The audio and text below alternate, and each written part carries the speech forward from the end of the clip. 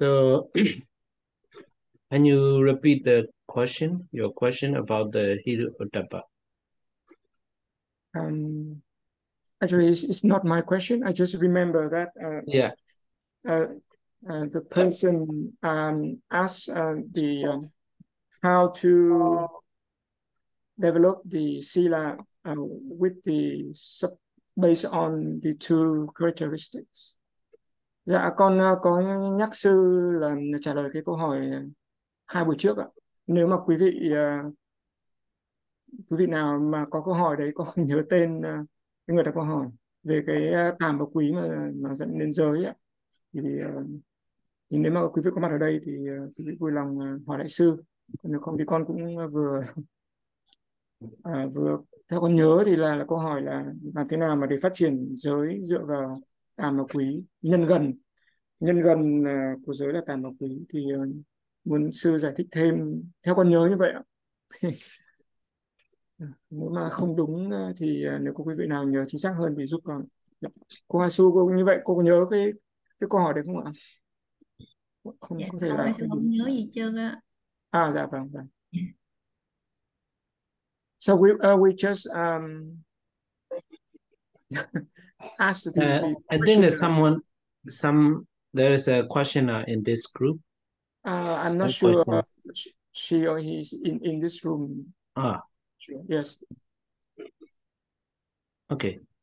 So as far as I remember about the Hiruotapa, last week I have made some notes about the Hiruotapa, but unfortunately I cannot find that paper. I lost that paper. Okay, anyway, so here about the Hiruotapa. So as far as I remember, how to practice or how to promote the Hiruotapa, yeah? Hiruotapa, how to say, how can we understand the Hiruotapa? So Hiruotapa, in this Visuddhimagga, we have finished these pages. This Hiruotapa in English here, conscience and shame are said by those who know to be its approximate cause. So proximate cause. So if you want to practice the morality of virtue,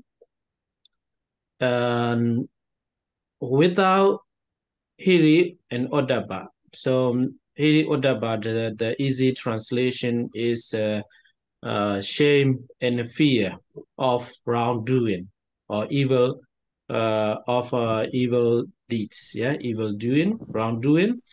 So if you don't have here, the Pali is a very nice Pali, yeah. Here Hirodabbe Sati, Silan, Obijati, and Datadija. So if you have the fear and shame of wrongdoing or evil action, if you have the Hiruotapa, then you will have the Sila morality. And not only what is it here, arise, yeah, not only arise but also persist. Persist means less long. So this is in the Visuddhimagga. And if you want to become a virtuous person or a person who has the morality, firstly you have to fulfill you have to be afraid of wrongdoing. Yeah, wrongdoing. So that's why Hiruotapa is a very much important to practice the Sila. So that is the one in the Visuddhimagga. I remember one thing about the Hiruotapa is in the Atta Salini. It's a commentary, yeah. Atta Etta Salini. Etta Salini, yeah, the commentary, the Abhidhamma commentary. So in that book, it is said like a Loka Pala in Pali, yeah, Loka Pala, Loka Pala. Here, Loka means the world.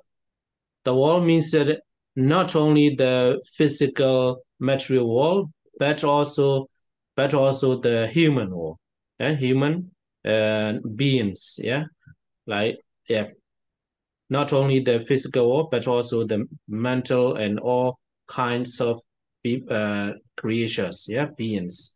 So Loka Pala, Loka means the world, and Pala means protecting. So Hiri Ottappa is protecting the world. Yeah. So that's why Hiri Ottappa is called Lokapala, two Lokapala Dhamma.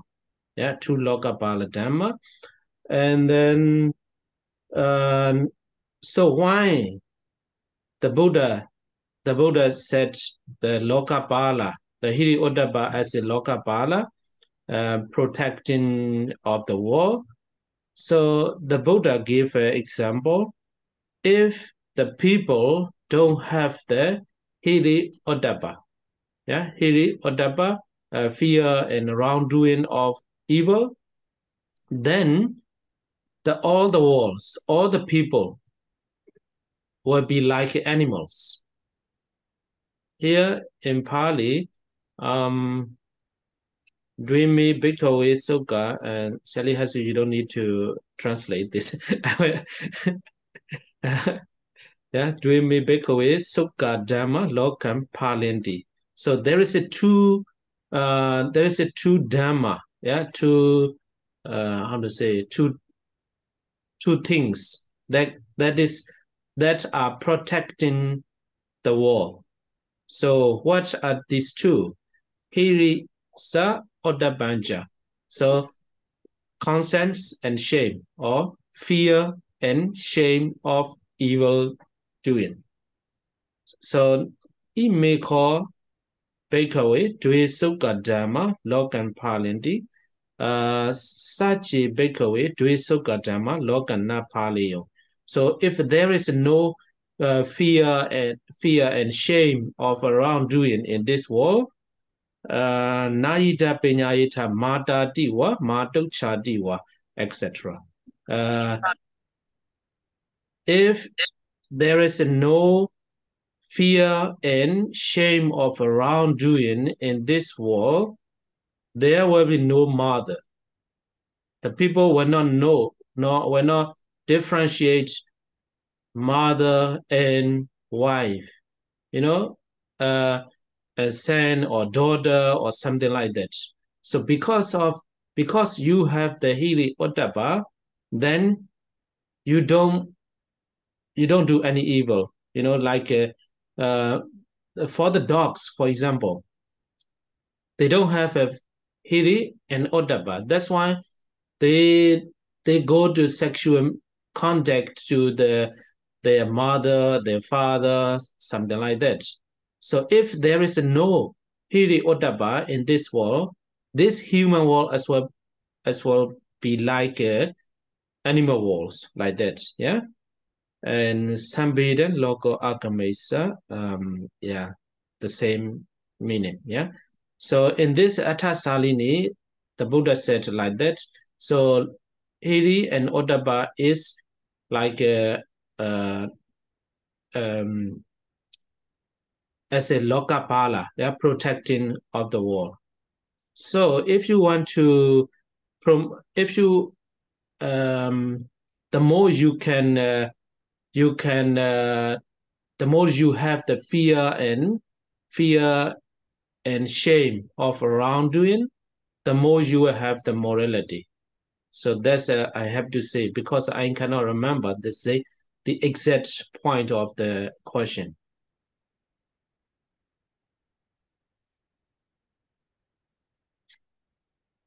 Tuần vừa rồi thì sư có làm những cái ghi chú về cái Hiri và Ottappa, tức là cái tàm và úy hay là sự sợ hãi và gây sợ tội lỗi, nhưng mà hôm nay thì sư không có thể tìm ra. Thì ở đây thì làm sao để mà chúng ta có thể thực hành cái phép ghê sợ và hổ thẹn cái tội lỗi, và làm sao để mà chúng ta có thể hiểu được hai cái pháp này một cách toàn diện. Thì trong thanh tịnh đạo có đề cập đến cái nhân gần của cái phép tàm và úy này, đó là nếu mà chúng ta muốn thực hành giới hay là muốn trau dồi giới hạnh, thì nếu mà không có hai cái phép sợ hãi tội lỗi và ghê sợ tội lỗi thì chúng ta không thể nào mà thành tựu cái giới hạnh của mình một cách đúng đắn được. Thì trong thanh tịnh đạo có đề cập rằng nếu mà chúng ta có tàm và úy, hay là biết ghê sợ và hổ thẹn khi mà làm những cái điều xấu ác, thì lúc bấy giờ chúng ta sẽ có được cái giới hạnh. Và không những là giới hạnh sẽ được xuất hiện, mà nó sẽ kéo dài hay là sẽ được tăng trưởng và tồn tại trong một thời gian dài. Và nếu mà chúng ta trở thành là những người có giới hạnh, nếu mà chúng ta muốn trở thành người có giới hạnh, thì điều đầu tiên mà chúng ta phải làm là phải có được cái niềm ghê sợ khi mà mình làm những cái điều xấu ác. Chính vì điều đó cho nên tàm và úy hay ghê sợ và hổ thẹn tội lỗi là cái điều rất là quan trọng mà chúng ta cần phải thực hành trên cái con đường là viên mãn về giới. Và sư có nhớ một điều đề cập đến tàm và úy trong cái Athasalini. Athasalini là chú giải của vi diệu pháp. Thì trong cái cuốn chú giải này có đề cập đến cái chữ Pali là Lokapala.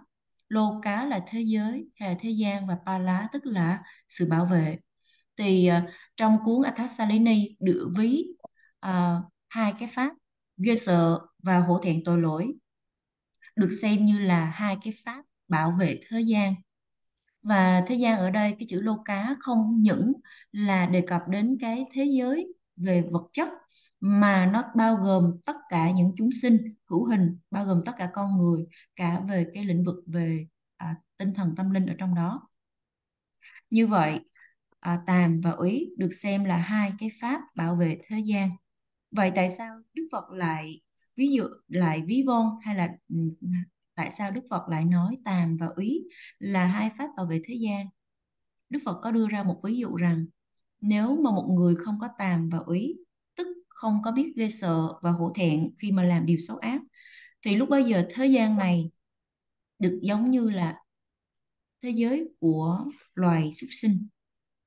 Trong tiếng Pali, hai cái pháp mà bảo vệ thế gian đó chính là tàm và úy, tức hiri và otappa, hay dịch Việt là sự ghê sợ và hổ thẹn khi mà làm điều xấu ác. Nếu mà chúng ta không có tàm và úy, không biết ghê sợ và hổ thẹn khi làm điều xấu, thì thế giới này sẽ không có mẹ, hay là chúng ta sẽ không có phân biệt được đâu là mẹ, đâu là vợ, đâu là con trai, đâu là con gái. Bởi vì giả sử rằng loài chó thì chúng không có biết ghê sợ và hổ thẹn khi mà làm những điều xấu ác, cho nên là chúng có xảy ra cái tình trạng đó là à, gọi là chúng quan hệ tình dục một cách rất là bừa bãi, mà không có phân biệt là đâu là con gái, là đâu là chó mẹ, hay là đâu là chó cha. Chính vì điều đó cho nên là nếu mà thế gian này mà chúng ta không có hai cái phép tàm và úy, thì loài người, gọi là cái thế giới mà chúng ta đang sống, nó sẽ được ví von là thế giới của loài súc sinh. Và cái điều này được Đức Phật đề cập rất là rõ, được Đức Phật nói và được đề cập trong cuốn chú giải Athasalini. Và khi mà chúng ta sở hữu cho mình càng nhiều hai cái pháp, đó là ghê sợ và hổ thẹn khi mà làm điều xấu xa, thì lúc bấy giờ là gì? Cái giới hạnh, thì lúc bấy giờ chúng ta có cái giới hạnh càng vững vàng. So I remember a Pali words here. The words is a kaya docharita dihi jiko chana lakana and alija lakana. So here kaya, it means the bodily, and docharita, and you know that is a docharita is a how to say evil action, yeah, evil action, bad action. RD, etc. It means physical action and verbal action and mental action. And Jikochana. Jikochana means Jikochana is like disgusting. Yeah, disgusting. So you feel disgust to do the verbally wrong action, bad action, physically bad action, verbal, mental bad actions. So if you, for example, and sometimes, okay, and if you are if you have a shop, then you have to sell something. Okay, I'm going to cheat. Now, this person may not know the actual price. For example, that is a 500. 500. The cost is a 500. But I will cheat on that person. I will tell him the 1,000, for example, and the people will not know. Then you thinking to cheat on the customer. Then at the same time, after that, yeah, after 1-2 moment, you feel disgusting to cheat on other people. Oh, it's not good. I will not do such a thing. It's shameful. It's a shameful. I should not do like that. Then you say the actual price 500. So Jikochana means like that. Yeah, you feel shameful. Yeah, you feel shameful. You feel disgusting to cheat on other, to tell lies, to commit sexual misconduct, something like that. So Hiri is like that. Yeah, Jikocha is a Hiri. The opposite is ahirika. Yeah, ahirika. Yeah, ahirika is a ajikochana. Yeah, ahirika is like a village pig. Yeah, village pig. Pig. Yeah, piggy. This kind of animals. Even there are many people around him or her. He is eating the human stew, yeah, and very disgusting thing they can eat in front of other people. This is ajikochana. It's not. He feels not disgusting, yeah. He likes it very much. He is eating happily in front of other people. So if you don't have hiri and otapa, you will be doing very bad things, even if other people are knowing what you are doing. So Hiri Otapa is very much important to practice the morality.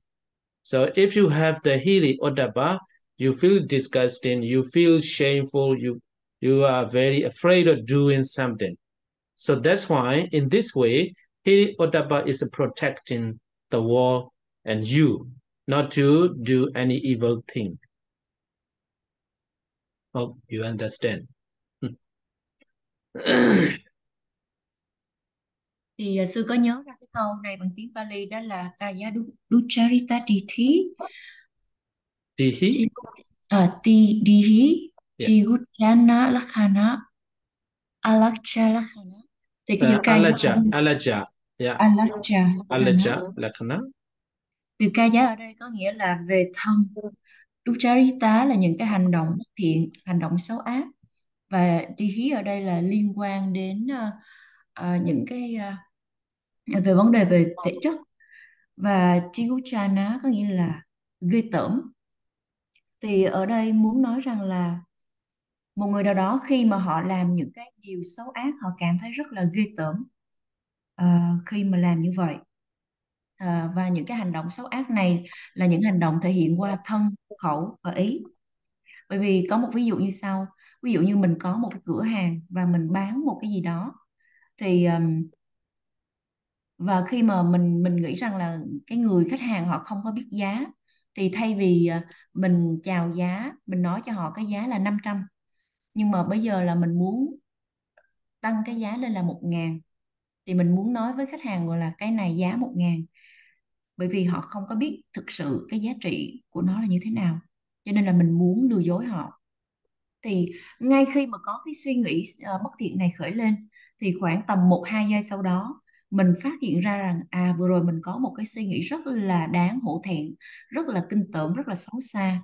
Mình cảm thấy hổ thẹn với điều đó, cho nên là mình tự vấn với bản thân mình rằng là gì, đây là điều mà mình không thể nào mà làm được, mình không nên làm như vậy. Cho nên là lúc bấy giờ là quý vị sẽ nói thật cái giá trị là 500 mà thôi. Thì lúc bấy giờ quý vị cảm thấy rất là hổ thẹn khi mà nói dối, khi mà lừa dối người khác, khi mà nói không đúng sự thật, hoặc là khi mà làm những cái điều xấu xa khác, chẳng hạn như là tà dâm vân vân. Thì quý vị cảm thấy là rất là kinh tởm. Thì cái từ kinh tởm này tiếng Bali đó là Chihuchana, và đối lập với cái chữ hiri tức là hổ thẹn khi làm điều tội lỗi. Trái nghĩa với nó trong tiếng Pali là ahirika, tức là vô tàm. Và có một cái ví dụ để mà minh họa cho cái việc mà không có cảm thấy ghê sợ tội lỗi, hổ thẹn tội lỗi. Đó là có một cái con heo ở trong làng, và thậm chí là có rất là nhiều người ở xung quanh cái con heo hay là con lợn này, nhưng mà con lợn này nó vẫn khi mà nó ăn phân trước mặt nhiều người như vậy, nó hoàn toàn không có cảm thấy hổ thẹn gì cả, nó ăn một cách rất là vui vẻ, hạnh phúc. Thì cũng tương tự như vậy, nếu mà một người không có biết ghê sợ và hổ thẹn khi mà làm điều xấu ác, thì dù cho xung quanh họ hay là trước mặt họ có nhiều người biết và thấy đi chăng nữa, thì khi mà họ làm những cái điều xấu xa như vậy, họ cảm thấy không có ghê sợ, họ không có cảm thấy kinh tởm. Còn nếu mà chúng ta có cái sự ghê sợ và hổ thẹn tội lỗi, thì chúng ta sẽ cảm thấy rất là thẹn với chính bản thân mình, cảm thấy ghê tởm khi mà làm những điều xấu ác. Chính vì điều đó cho nên hai cái pháp ghê sợ và hổ thẹn tội lỗi được xem là hai pháp bảo vệ thế gian, bảo vệ chính chúng ta khỏi làm những điều xấu xa. Okay, so I hope you understand. You have a lot of information about the Hiri Odapa. So let's go to this one also finish. I think you have last week. Yeah, last week we have finished this one. Sikha, Asika, Nivasika, Nasika. So we have to start from here. So next three kinds of virtue is called the Visuddha, Avisuddha, and Vimattika. Yeah, Vimattika. So three kinds. So Visuddha, in English, purifying virtue, and Avisuddha, is always negative. Yeah, Visuddha, Avisuddha. So I'm purifying, and Vimattika is dubious. Yeah, dubious. There's three kinds of virtue. In the fourth trait, that fulfilled by one who has committed no offense or has made amends after committing one, is pure Visuddha. So Visuddha, purifying virtue, it means you don't have any mistake. You don't commit any precept. Yeah, you don't transgress any precepts, or even if you have committed one precept, for example, you kill one insect, small insect, and after that you made amends after killing one insect. Yeah, so amends like a confession. Better for the people. If you kill, after you kill the insects, for example, after that you make a you take in the 5 precepts again from the monk or from the Buddha alone. You can do that. So if you do like that, then your precept is pure. Yeah, your virtue is pure Visuddha. So for the persons who has not committed any offense, yeah, that's no problem. There's a Visuddha very clear. But if you commit, yeah, if you transgress a kind of precepts, after that you have to retake the precept. Then your virtue is Visuddha, pure again. Yeah, this is called the Visuddha. And so long as he has not made amends after committing an offense, it is impure. If you don't confess or if you don't remember, and then if you don't make amends after committing, so long as you don't make any amends, it is impure. So for the monks, it's very clear to say, yeah. For the monks, after for example, with some reason, I ate the Vikala Bhojana, dinner, yeah.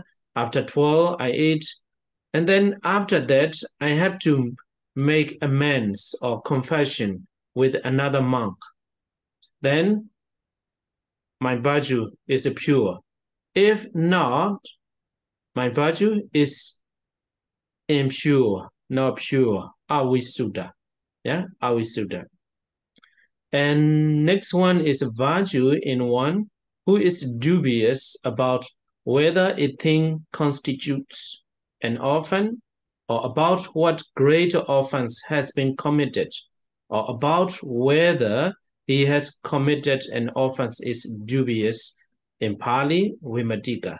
So this one, sometimes we don't know exactly that we should do or should not do.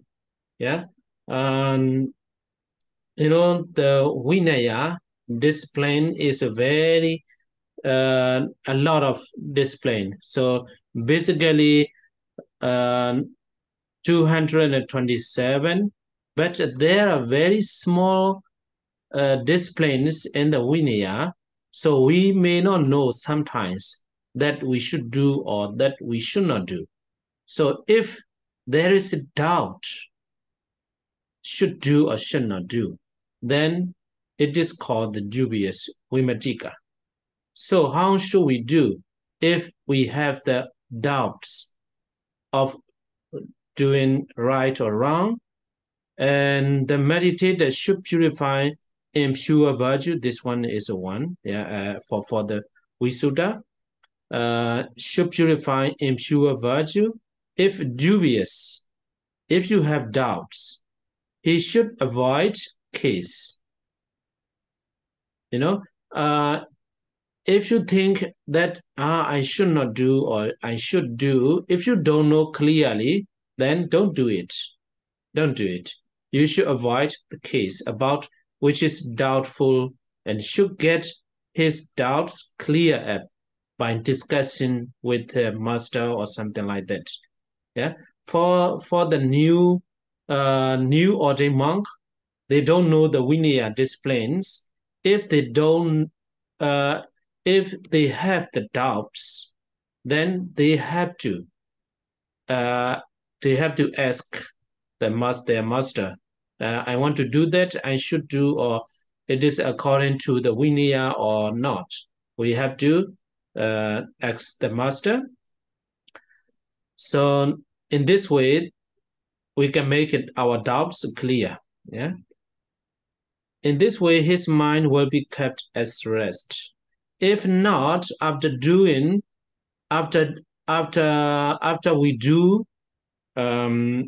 have done what we don't know really, after that, our mind will be restless. Yeah, restless.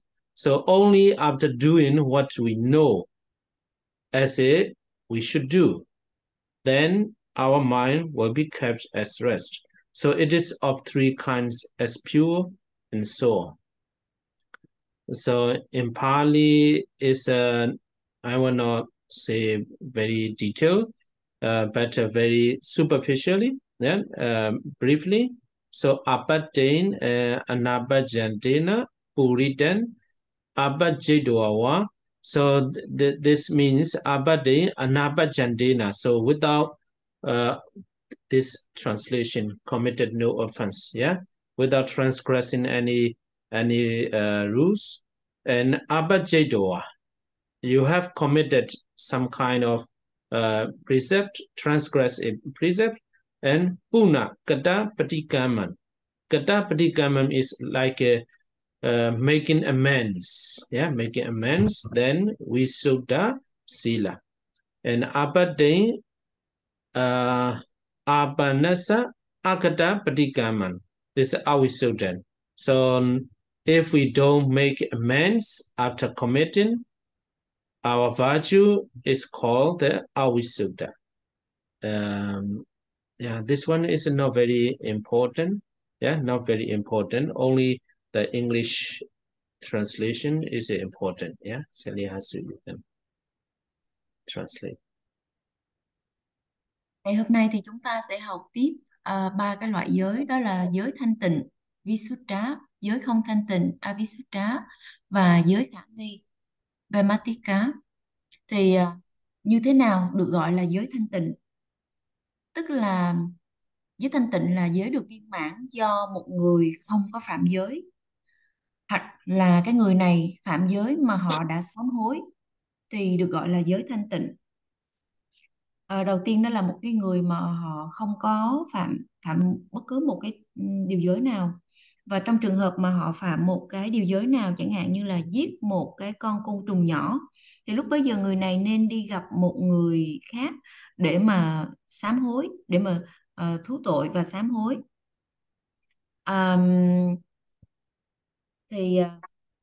Thì nếu mà cái người này sau khi sám hối xong và thọ lại 5 giới, thì từ một vị tỳ khưu hay là tự thọ 5 giới trước cái tượng Phật, thì lúc bấy giờ giới của họ sẽ được thanh tịnh trở lại.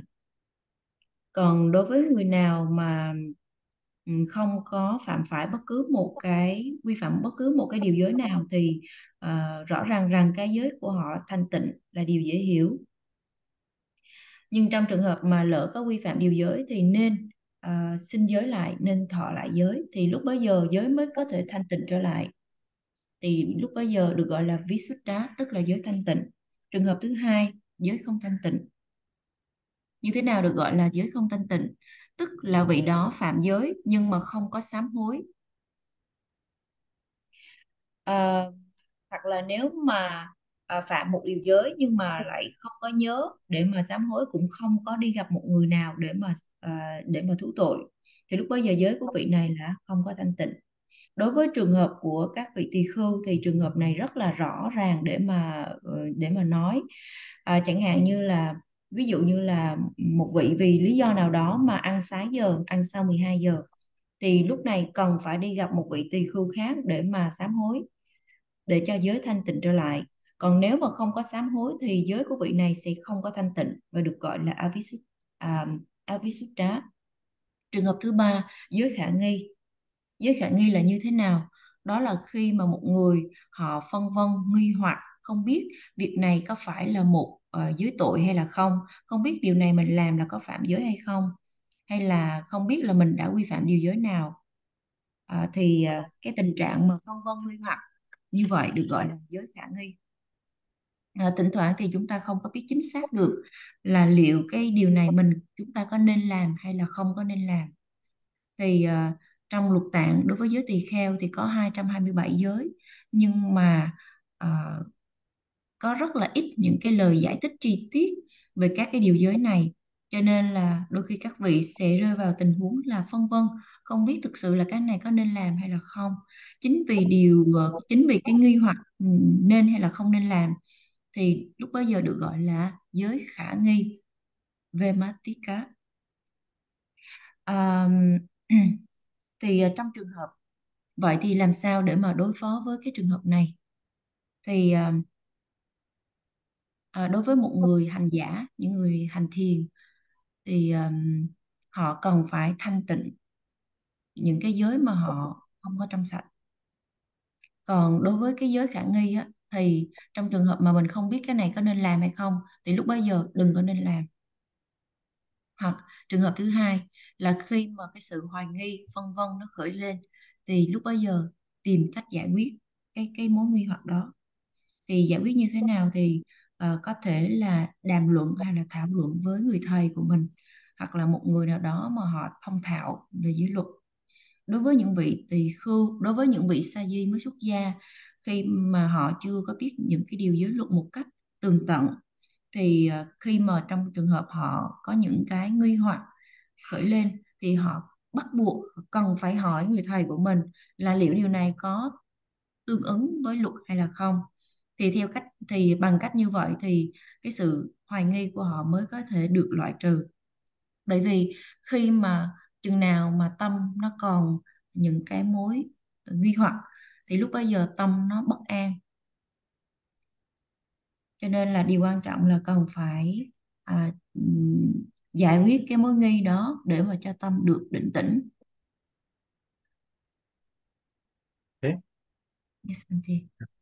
So what can we learn from this? Yeah, well, how to apply for your life by learning these three kinds of virtue, so you can understand like a mistake in life. Yeah, we should here that is better, is good if you don't make any mistake. Yeah, that is good. But if you have done any mistake, and you should have honesty. Yeah, honest mindset means okay, I have done mistake, I will not do such a mistake again. So that is good for your life as well. Yeah, so if you have any mistake, and then you tell to your friends or someone, okay, I have done a mistake, I will not do any mistake in future, then you're what is it, innocent again. Yeah.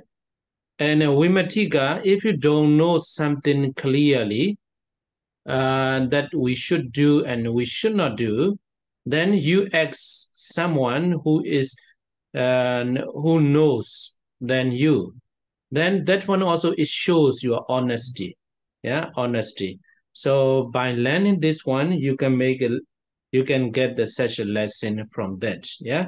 So in life, you can apply them like that. So honesty is the best character. Yeah. So Visuddha, Avisuddha, and Vimatika, you can use these three kinds of virtue to apply in your daily life as a very honest character. Yeah. Thì vậy thì làm sao để mà áp dụng ba cái giới này trong cái đời sống thường nhật? Thì chúng ta có thể hiểu rằng là trong cuộc sống khi mà chúng ta quy phạm, gọi là thứ nhất á, là giới thanh tịnh, đó là khi mà chúng ta sống đời mà không có phạm phải bất cứ những cái sai lầm nào, thì đây là một điều rất là tốt. Trường hợp thứ hai đó là khi mà chúng ta lỡ phạm phải một cái lỗi lầm nào đó, thì chúng ta còn phải có được cái sự chân thực, gọi là với cái tâm cởi mở và chân thực, là chúng ta sẽ đi gặp hoặc là nói cho một người bạn của mình hoặc là một ai đó biết rằng là tôi đã phạm phải những cái lỗi lầm như vậy, và trong tương lai thì tôi cố gắng sẽ không có vi phạm cái điều ấy một lần nữa. Thì lúc bấy giờ đó là gì? Cố gắng làm cho cái giới không thanh tịnh nó trở thành thanh tịnh bằng cái việc nhắc nhở bản thân mình đừng có vi phạm những cái lỗi lầm. Và trường hợp thứ ba đó là khi mà mình không có biết là cái điều gì, không có biết được là có nên làm điều này hay không, thì lúc bây giờ chúng ta cần phải gặp một cái người nào đó mà họ có cái sự hiểu biết hơn mình, và thú nhận với họ là mình thực sự không có biết được cái điều này có nên làm hay không, để mà gọi là mình cần phải chân thực như vậy, để mà có thể là học những cái bài học từ cái người đi trước và có thể áp dụng trong cái cuộc sống của mình. Thì trong cả ba cái trường hợp này thì cái yếu tố chân thành hay chân thực được xem là một cái người hướng dẫn tốt nhất. Okay. So if you have any mistake, don't hide. Yeah. Don't hide. If you have done any mistake, you have to tell someone.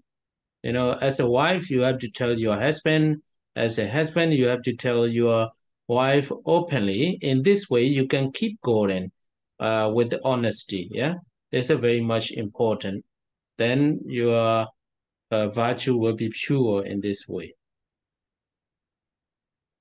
Thì chính vì điều đó cho nên nếu mà chúng ta lỡ có phạm phải lỗi lầm gì đó thì đừng có cố gắng giấu giếm, hãy nói cho người khác biết. Trong trường hợp quý vị là vợ thì có thể nói cho chồng của mình biết. Trong trường hợp là quý vị là người chồng thì có thể chia sẻ, nói cho người vợ của mình biết một cách cởi mở. Thì đây là cái cách mà chúng ta có thể tiếp tục đi cùng với nhau qua năm dài tháng rộng nữa, và đồng thời sẽ giúp cho cái giới hạnh của mình được thanh tịnh. So next group is the four kinds. Yeah, it is of four kinds as partaking of denomination. Yeah, one of stagnation, of distinction, of penetration. So diminution is called in Pali Hana Bhagiya. Stagnation is Titi Bhagiya, and distinction is Visesa Bhagiya. Penetration is called the Nibbida Bhagiya. Altogether, four kinds. So let's look at what is the diminution, Hana Bhagiya. Those who associate with the unvirtuous, so unvirtuous people, and then do not associate with the virtuous persons. Okay, so this one facts. And next one is who, out of ignorance, see no fault in transgression. So it means you commit many kinds of wrongdoing. You think, yeah, you don't know, it should not do. Yeah, should not do. So see no faults in transgressing. And having wrong thoughts often in his mind, always thinking wrongly. Who do not guard his own faculty. So it means sometimes we have to guard our eyes. We should not look, but he look everything, good or bad. He listen everything, good and bad. He doesn't care anything. And he eats, he smells everything, good or bad.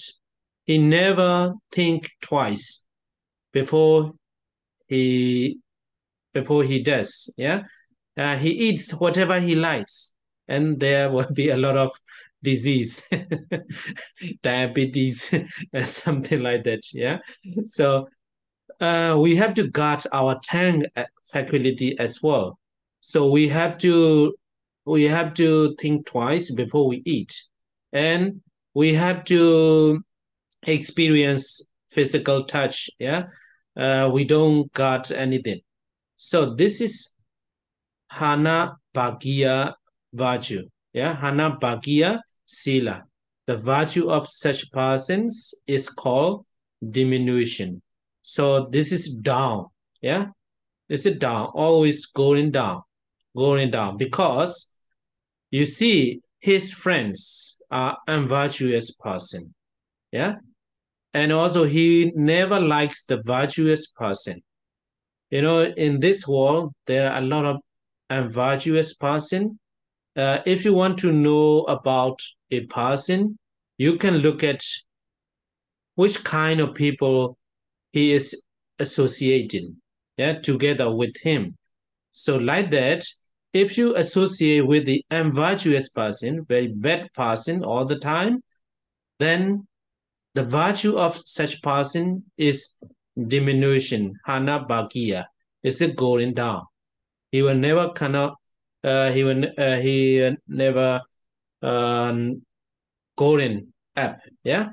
So this is called the diminution. So we have to avoid such a kind of behavior and not to go down our virtue.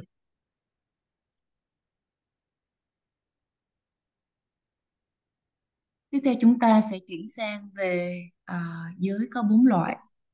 Thì 4 loại giới này đó chính là giới suy giảm, giới trì trệ, giới phân biệt và cuối cùng đó là giới thâm nhập.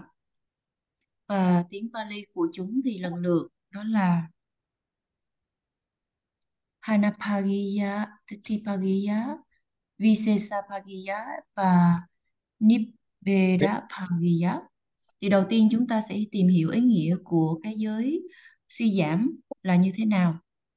Thì ở đây, đối với những người nào mà thân cận với những người bất thiện, mà không thân cận với những người thiện, hoặc một người mà do vô minh không có thấy được lỗi lầm trong việc mà quy phạm hay làm những điều xấu ác, hoặc là một người có những cái tư tưởng sai lầm ở trong đầu, hoặc là một cái người mà không có thu thúc hay là không có bảo vệ các cái căn giác quan của mình, thì đức hạnh của những cái người như vậy thì được gọi là suy giảm.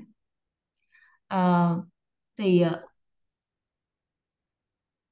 bởi vì trong trường hợp mà giới của một người mà suy giảm do không có thu thúc hay là hộ trì các cái căn giác quan của mình, chẳng hạn như thỉnh thoảng chúng ta đôi khi còn phải ngó lơ đi, trong khi chúng ta lại không làm như vậy, mà mình nhìn tất cả mọi thứ dù cho tốt hay là xấu mà không có quan tâm bất cứ điều gì. Không những là riêng cái việc nhìn mà đôi khi chúng ta còn hóng tai nghe, còn ăn bất cứ điều gì mà mình muốn, hoặc là đụng chạm những điều gì mà mình muốn, hoặc là thậm chí là suy nghĩ bất cứ điều gì mà mình muốn mà không có bất cứ một cái sự phòng hộ hay là thu thúc nào cả. Chẳng hạn như trường hợp mà ăn bất cứ điều gì mà mình muốn, thì lúc bấy giờ sẽ phải chịu đựng rất là nhiều những cái loại bệnh tật, chẳng hạn như là béo phì, hoặc là một người. Chính vì điều đó cho nên là chúng ta trước khi mà ăn uống cần phải suy nghĩ thận trọng. Hoặc là trong trường hợp mà một người họ gọi là giao du hoặc là thân cận với những người xấu ác, thì lúc bấy giờ cái giới hạnh của họ cũng sẽ bị ảnh hưởng hay là bị nhiễm xấu. Nếu mà có một cái câu như vậy, nếu mà chúng ta muốn biết cái giới hạnh của một người, thì chúng ta hãy nhìn vào những cái người mà người đó thân cận hay là gần gũi. Bởi vì nếu mà một người họ thường xuyên qua lại giao du với người xấu, thì cái giới hạnh của người đó hẳn sẽ bị nhiễm, bị lây. Và lúc bấy giờ giới hạnh của họ sẽ đi xuống, không thể nào mà đi lên được. Thì chính vì điều đó cho nên là để mà tránh cái trường hợp mà giới hạnh của mình có thể là bị đi xuống hay là bị giảm thiểu, thì một trong những cách đó là chúng ta không có nên giao du hay là thân cận hay là kết thân với những người xấu ác. Okay, so this is the hana bhagiya.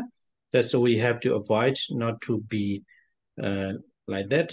So next is Titi bhagiya, those who is satisfied with mere virtuousness, do not want to strive for a higher stage, such as practicing meditation. Virtuous such a person is called stagnation. Titi bhagiya. So this one is like this kind of person as well. You can see in your surrounding. Okay, I don't do any mistake. I don't do any evil things. I'm keeping the precept. That's enough. If you tell them to practice meditation, to go to the meditation center, no, I don't want to go. I don't need. I'm a good person. That's enough.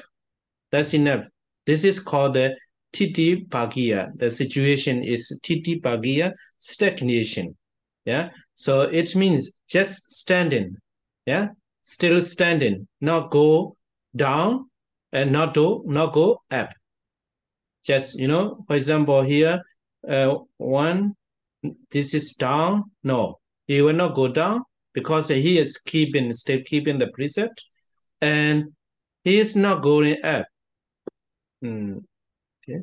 Going up by practicing the samatha vipassana meditation. He just stand here. So this is stagnation, Titi Bhagiya. So far, it's not so bad. Yeah, it's not so bad. He will not go to the hell afterlife. But according to the Buddha's will, that's not enough. We should not satisfy with the mere virtue. Yeah, with the mere virtue, we have to strive. We have to try to practice meditation to get a higher state. Yeah, so that one as well. So far, it's not so bad, but we have to try not to be stagnation, Titi Bhagiya virtue. We have to try for the meditation, etc. Rồi giới thứ hai đó là giới trì trệ. Giới trì trệ là như thế nào? Là những người nào mà họ cảm thấy hài lòng với cái giới hạnh mà thôi, và họ không có muốn phấn đấu để hướng đến một cái trạng thái cao hơn như là thực hành thiền định chẳng hạn. Và chính vì điều đó cho nên là giới hạnh của những người này được gọi là trì trệ. Ở đây thì chúng ta có thể thấy được cái loại người này rất là nhiều trong cái đời sống của mình, ở xung quanh chúng ta.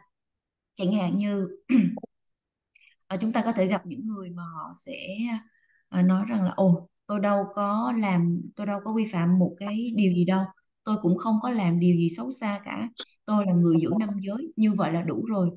Thì khi mà mình khuyên họ rằng là hãy nên tham dự những khóa thiền thì họ lại từ chối.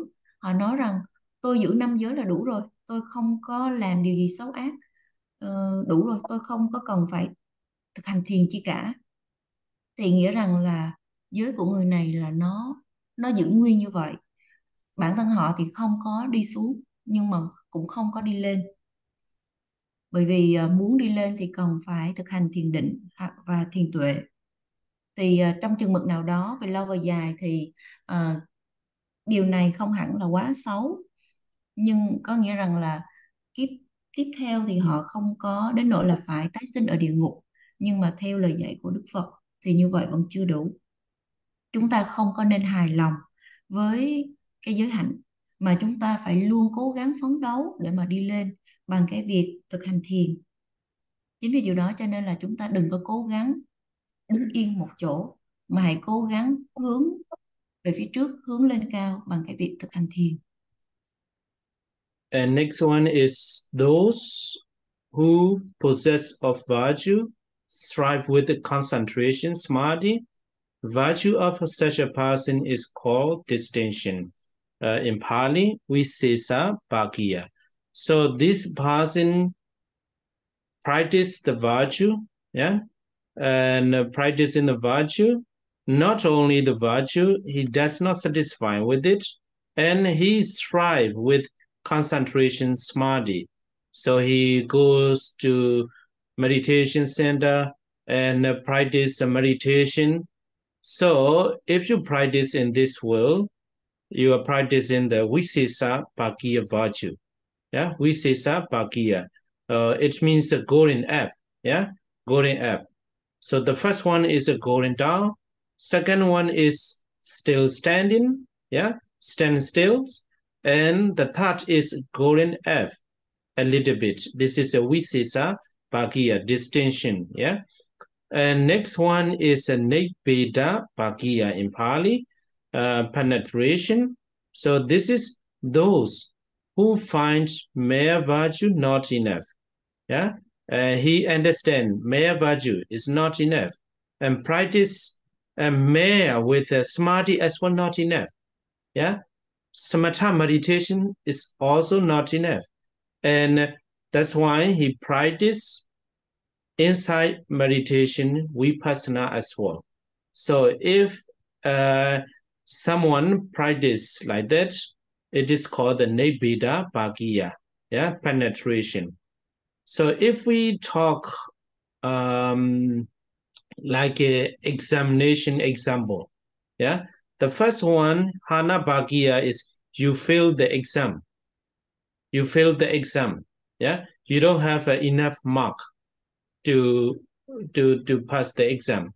Second one is you still passed the exam, but for example, minimum marks to pass the exam is a 40, for example, out of 100.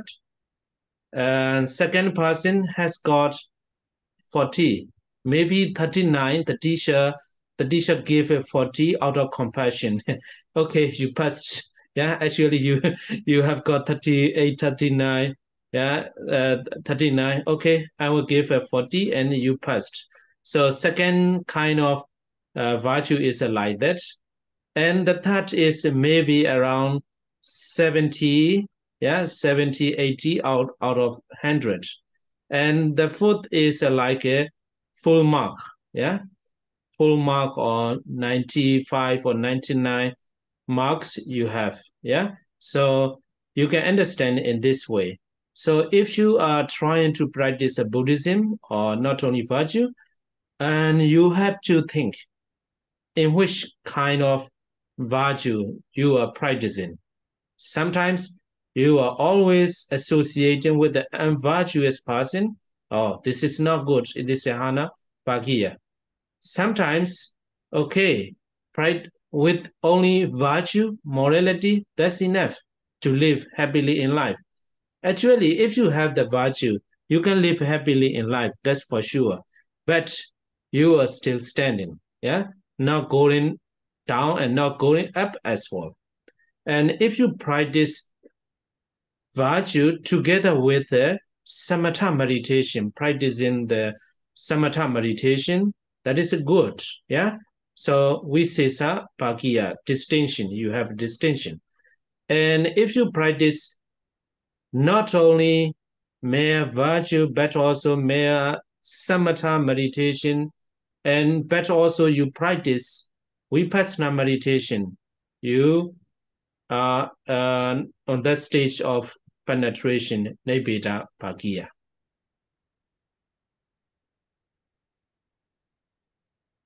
Devante, can you please repeat again about the second type as an example? People pass an exam. Right. This one, people pass the exam, but with the minimum marks. If for example, in Myanmar, there is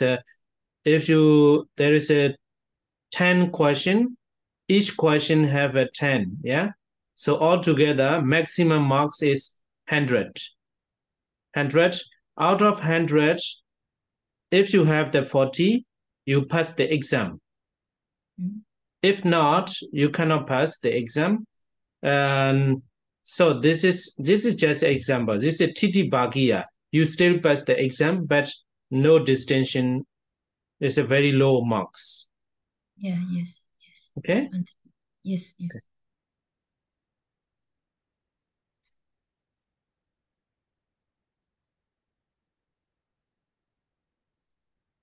Thứ ba đó là giới phân biệt, tức là những người họ thực hành giới, không chỉ thực hành giới hạnh mà họ cảm thấy là giới hạnh thôi vẫn chưa đủ, họ không có hài lòng, cho nên là họ cố gắng thực hành thiền định samadhi, cho nên là bằng cách là đến những trung tâm thiền và thực hành thiền. Thì cái hạng người thứ ba như vậy thì được gọi là con là người có giới phân biệt, tiếng Bali là Visesabhagya, tức là bây giờ họ có đi và có cái sự gọi là đi lên nhưng mà không có nhiều. Thì ở đây để rõ hơn á, thì trường hợp đầu tiên á là gì? Đi xuống. Trường hợp thứ hai là đứng một chỗ, dậm chân tại chỗ. Trường hợp thứ ba là đi lên nhưng mà đi lên không có nhiều. Và trường hợp thứ tư là những người mà họ cảm thấy rằng là giới hạnh thôi vẫn chưa đủ, thực hành thiền tuệ, thực hành thiền định thôi vẫn chưa đủ, cho nên họ hướng đến cái việc thực hành thiền minh sát Vipassana. Thì đức hạnh của những người như vậy được gọi là thâm nhập. Tiếng Pali là Nibbeda Pagya. Thì ở đây thì chúng ta có thể đưa ra một cái ví dụ để mà hiểu rõ 4 cái trường hợp này một cách chi tiết hơn. Trường hợp đầu tiên giống như là một người họ trượt bài kiểm tra. Trường hợp thứ hai là một người họ đủ điểm đậu bài kiểm tra mà thôi, vừa đủ điểm. Trường hợp thứ ba là một người họ đạt bài kiểm tra nhưng mà chẳng hạn như là ví dụ như số điểm tối đa đó là 100, thì ở trường hợp thứ ba thì họ có thể đạt 70 đến 80 điểm. Và trường hợp cuối cùng là những người mà họ đạt bài kiểm tra với kết quả xuất sắc là hoặc là 99 điểm hoặc là 100 điểm trọn vẹn. Thì như vậy thì mình sẽ nghĩ mình nên thực hành ở cái trường hợp nào là tốt nhất. Tất nhiên khi mà chúng ta trong cuộc sống chúng ta cũng không có thể nào mà tránh khỏi cái việc mà đụng chạm hay là giao du với những người xấu. Nhưng mà ngay khi mà mình ý thức được rằng là mình đang giao du với người xấu thì mình phải có cái gan rời đi. Và lúc nào mình cũng phải tâm niệm rằng là cái việc mà thực hành giới hạnh thôi vẫn chưa đủ. Tất nhiên cái việc có giới hạnh nó có thể khiến cho chúng ta có được một cái cuộc sống hạnh phúc, nhưng mà điều này vẫn chưa có đủ. Chính vì điều đó cho nên chúng ta phải tâm niệm là mình cần phải hướng đến những cái đích nó cao hơn bằng cái việc thực hành thiền định và thiền tuệ. Okay. So let's see. This one is not very difficult to understand. Likewise, as that of bhikkhus, yeah, in Pali, bhikkhu is a male monk, and bhikkhunis, and bhikkhuni in Pali as well is a female monk, and of the non-fully admitted is Anupa Sampana. Anupa Sampana like a Samanera, yeah, Samanera, Samaneri, novice, yeah, male, female novice. And of the laity, Gahata for the ordinary person, lay person. So there is 4 kinds of virtue. Yeah.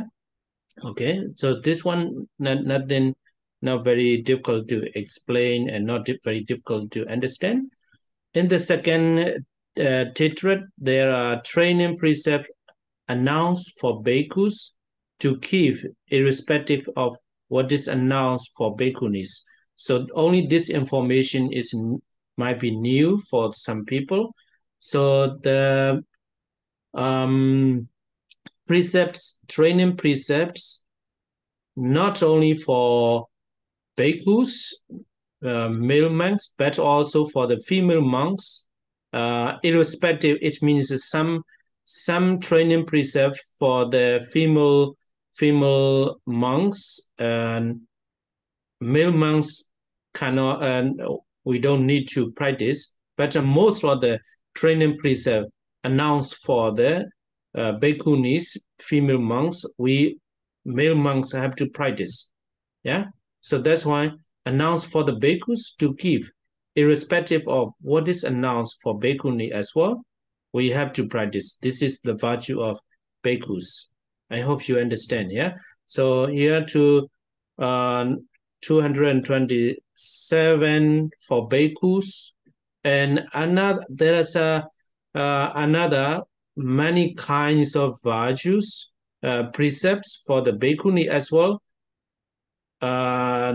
Male monks have to practice. Yeah, have to practice. And there are training precepts announced for bhikkhunis to keep, irrespective of what is announced for bhikkhus. This is the virtue of bhikkhuni. For the bhikkhunis, female monks as well, they have to keep the training precept announced for the bhikkhu as well. Yeah. This is maybe some people, they don't know that. Yeah. They always say 227, not only 227, but also other training precepts for the bhikkhuni as well. The male bhikkhu, male monks have to practice. Yeah. the 10 precepts of virtue for male and female novices are the virtue of the not fully admitted. Yeah. So 10 precepts for the male and female novices. And the 5 training precepts as a permanent undertaking. So permanent undertaking like your clothes on your body, you always wear your clothes. This is a permanent. Whenever you go out or living inside your house, you have to wear your clothes. Yeah. So you have to dress all the time. So it's a permanent undertaking. So for the lay person, the 5 precepts is like your clothes. Yeah. You wear like you wearing the clothes. And 10 when possible. If you want, okay, 5 precepts is not enough for me. Says it too little. I will keep the 10 precepts, even though you are a lay person. No problem. You can keep the 10 precepts. And 8 as the factors of Uposatha day. In the Uposatha day, you can practice the 8 precepts. And for male and female lay followers are the virtue of laity. So it is of 4 kinds as the virtues of bhikkhus and so on.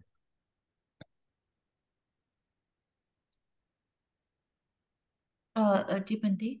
Yeah. So I would like to confirm the information regarding to the precept or the rules of Bhikkhu and Bhikkhuni.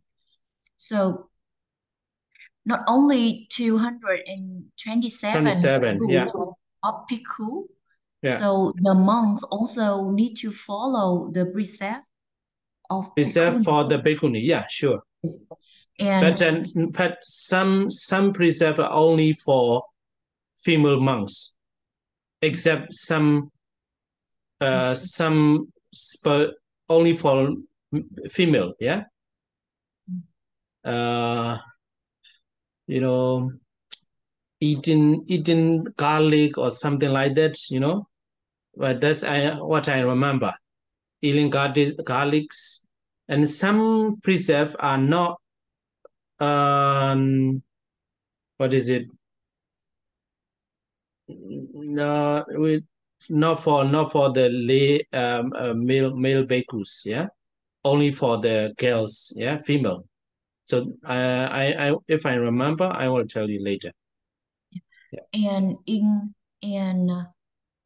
and besides, and Bhikkhuni, they not only keep the precept for Bhikkhuni, but also keep the precept for Bhikkhu as well. Yeah. Yes, I see.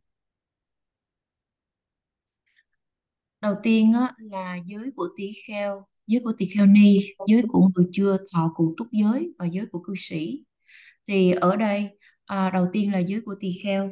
Thì ngoài cái việc mà giữ 227 giới của tỳ kheo thì các vị tỳ kheo còn phải giữ những cái điều giới mà của tỳ kheo ni, ngoại trừ một số cái điều giới mà chỉ dành riêng cho tỳ kheo ni, chỉ dành riêng cho người nữ mà thôi, chẳng hạn như là giới ăn tỏi chẳng hạn. Còn giới của tỳ kheo ni thì ngoài cái việc mà tuân thủ theo những cái điều giới được quy định cho tỳ kheo ni, thì tỳ kheo ni còn phải tuân thủ theo những cái giới mà được quy định cho tỳ kheo. Thứ ba đó là giới của những người mà chưa có thọ cụ túc giới, thì ở đây có thể hiểu là giới của Sajini, hay được gọi là 10 giới. Và cuối cùng đó là giới của cư sĩ. Giới của cư sĩ ở đây á, là 5 giới. 5 giới được xem là gọi là những cái giới mà trọn đời. Bởi vì 5 giới nó giống như là quần áo vậy. Chúng ta lúc nào cũng mặc quần áo, dù cho khi mà đi ra ngoài hay là ở trong nhà thì lúc nào chúng ta cũng mặc quần áo. Thì đối với người cư sĩ, 5 giới được xem là cái quần áo mà luôn luôn phải mặc ở trong người. Cho nên 5 giới được gọi là cái giới mà phải giữ trọn đời. Thì có nhiều người họ cảm thấy rằng đối với nhiều cư sĩ họ cảm thấy giữ 5 giới quá ít, vẫn chưa có đủ, thì họ có thể giữ 10 giới, và trong những ngày Bố Tát của Pusatha thì họ có thể là giữ 8 giới. Và giữ 8 giới như vậy thì có thể áp dụng cho người tại gia, cả nam lẫn nữ. Yes, Bante. Yeah. Okay, so I will stop here for today. Is there any question? Dạ, cô ấy ở trong chat có một câu hỏi, cô dịch. Dạ vâng. Dạ. Dạ, để Hasu đọc tiếng Việt trước ạ. Kính bạch sư, trong luật có phân chia mức độ phạm giới không ạ? Ví dụ như sát sinh có phân chia nặng nhẹ khi sát hại các loài vật nhỏ như con kiến, con muỗi, hay các loài vật to như con trâu, con bò không? Dipante, in Vinaya, is there any distinguished the level of breaking the rules? For example, when we kill the small animals such as the ant or mosquito, and when we kill the bigger animals such as the buffalo or cow and so on. Yeah. So it's a difference. Depends on your energy you use. There is it's better to show you. I will show you some PowerPoint in the better. I write in Burmese. Okay.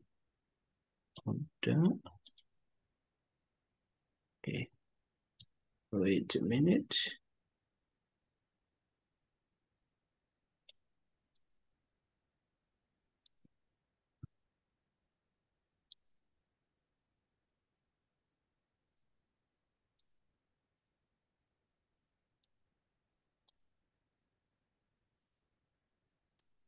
Wait a minute. Okay.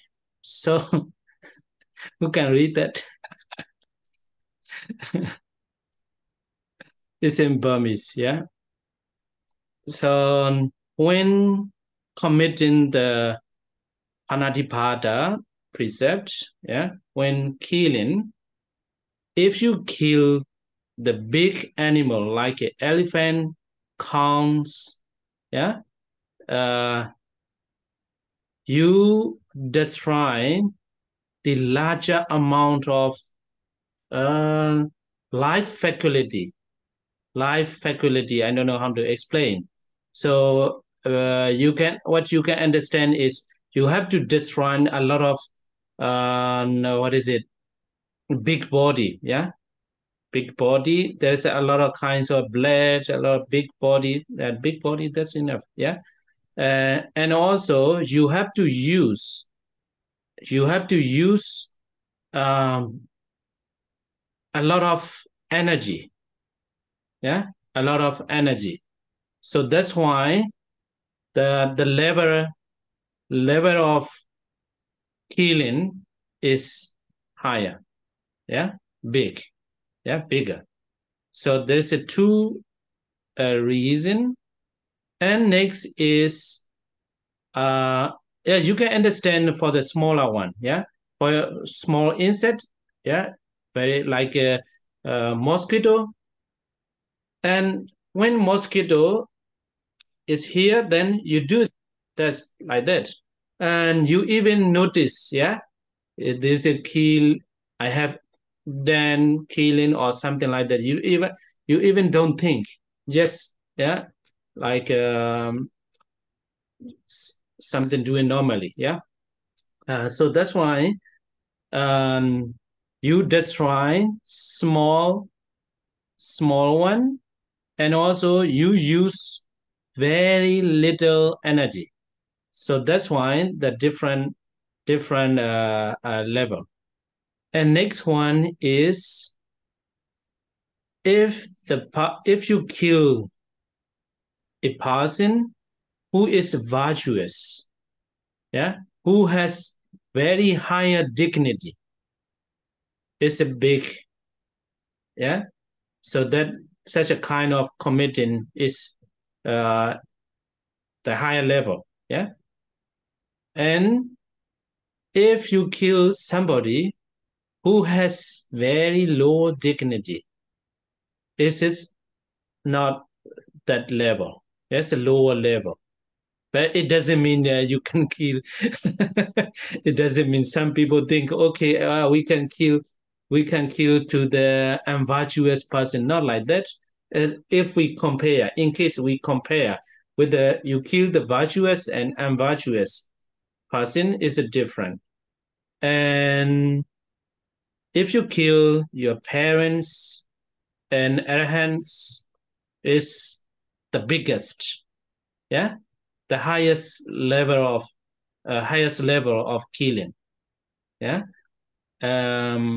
Okay, yeah. So there is a three aspects, yeah. You have to know that, yeah. The first one is big. What is it? A big life faculty, Jiwitendriya for the Abhidhamma Jiwitendriya, and second is energy. Yeah, how much energy you use. The third is virtuous or unvirtuous, or with a dignifying person and undignifying person. Okay.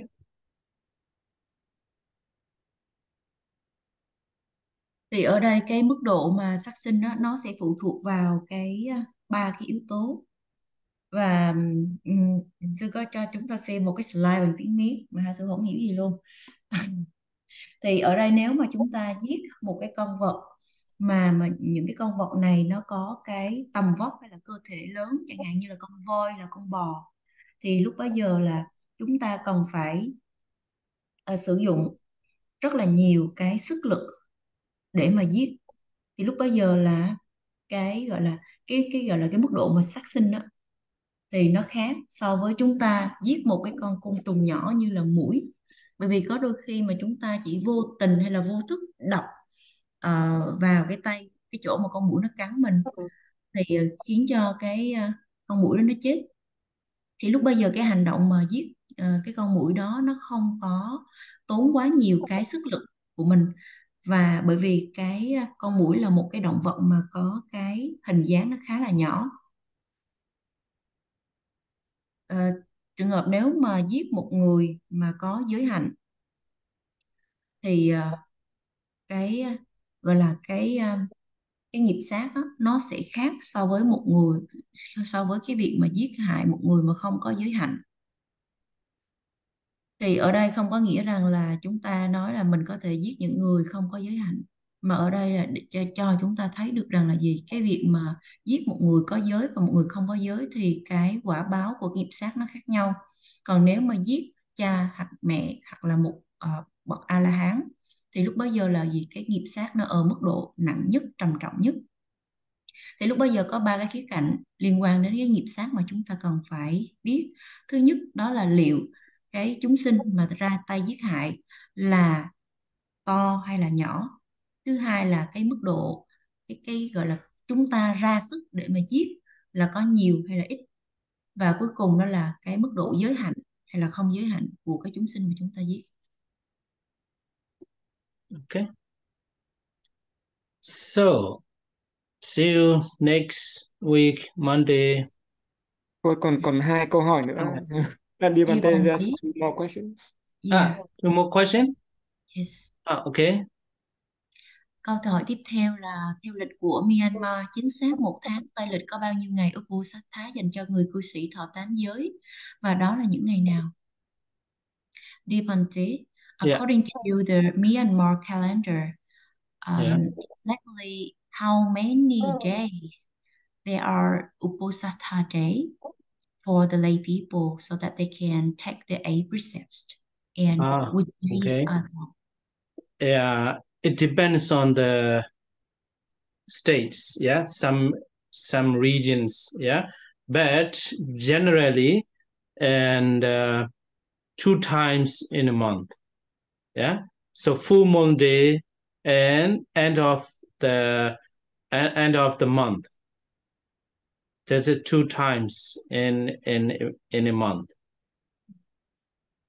So especially full moon days in some area, they go to the temple and they keep the 8 precepts. Yeah. So now, in the world, you see, Buddha encouraged the people to keep the Uposatha precept very long time ago. But nowadays, even in the Western countries, they say the fasting, yeah, it's a very popular. They say it's a very helpful for health, yeah, for health. So like a fasting.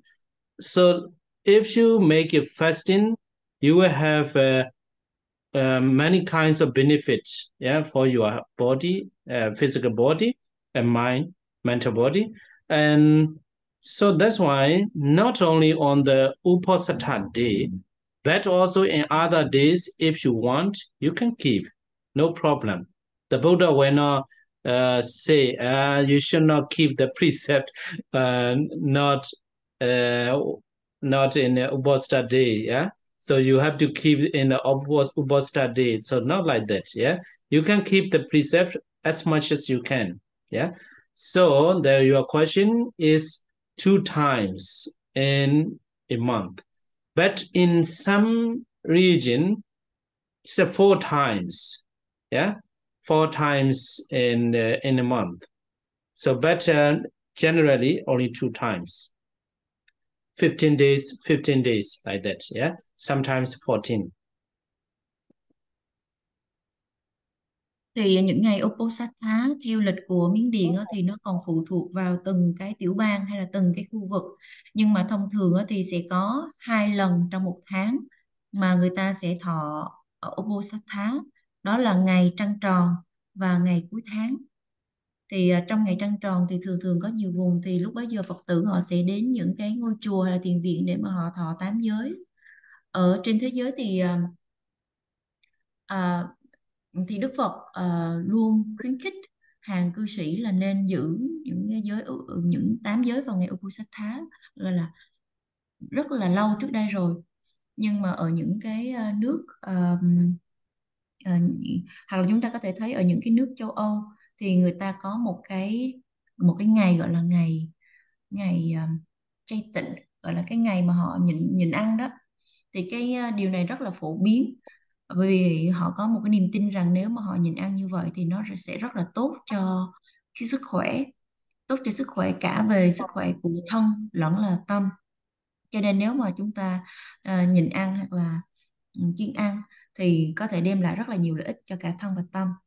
Thì ở đây thì Đức Phật cũng không có bao giờ nói rằng là ngoài những cái ngày Uposatha thì chúng ta đừng có nên giữ 8 giới, hoàn toàn không có nói như vậy. Mà ở đây nhấn mạnh là gì? Không những ngày Uposatha mà chúng ta có thể thọ 8 giới vào những ngày khác nhiều như mà mình muốn.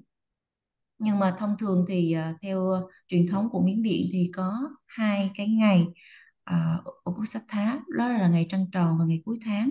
Nhưng mà tuy nhiên cũng có những cái vùng khác họ thọ 8 giới hoặc là có 4 ngày Uposatha. And a moment ago, I forgot the English word for the first is a full moon day. That one, okay. The end of the day is a new moon day. It is called in English, yeah. So there's a 2 time is full moon day and new moon day. Thì sư có nói rằng lúc nãy sư quên mất một cái từ chính xác để mà mô tả. Thì lần đầu tiên đó là ngày trăng tròn, và lần thứ hai đó là thay vì mình có thể sử dụng cái từ là cuối tháng thì có thể trong tiếng Anh người ta dùng là New Moon Day, cái ngày trăng non. Yeah. Okay, one more. Yes, Vante. Dạ con kính bạch sư, hồi bé con có trộm đồ chơi của chú con có nên thú tội với chú con hay không ạ? Devante, when I was a child, I stole the toy of my uncle. So should I confess with my uncle? What did he do? He stole the toy. Stole. Yeah, you can say, yeah. You say, uncle, you can say apologize. I stole, yeah, your toys. Yeah, not a very big as a child, yeah. Yeah, not a very big offense, yeah. But if you have committed, if you have stolen others' property, and when you became adults, that's a big that might be a big offense. So it's better, you say. Maybe it might be very funny, or so you can tell your uncle and your friends. Sometimes when we were young, a lot of small um, mistake or small transgression of the virtue, we did that. Then if we talk about that, every people are happy. Yeah. Yeah. Thì trong trường hợp của chú thì bởi vì cái sự kiện này nó diễn ra cũng khá là lâu rồi, lúc chú còn bé, thì nếu mà chú muốn thì chú có thể thú tội hay là xin lỗi với chú của mình. Thì đây không phải là một cái điều nó quá là to tát. Nhưng mà trong trường hợp nếu mà mình ăn trộm cắp cái tài sản nào đó của người khác khi mà mình là một cái người trưởng thành, là một người lớn rồi, thì đây là một cái tội lớn, là một cái vấn đề lớn. Cho nên là trong trường hợp của chú thì chú có thể nói cho chú của mình biết. Bởi vì khi mà chúng ta còn trẻ đó, thỉnh thoảng thì chúng ta vi phạm những cái điều lỗi lầm nhỏ nào đó, hoặc là mình phá một cái điều giới nào đó. Thì nếu mà mình có thể thú tội hoặc là sám hối với một người nào khác, hoặc là mình thành thực với cái người khác, thì có thể là khiến cho họ cảm thấy vui vẻ. Okay. Yeah, finish. Okay. So thank you for your question. So I like your question and answer. Yeah. Okay. So see you on Monday. Yeah. Okay. Bye bye. Have a good holiday. Have a good Independent Day.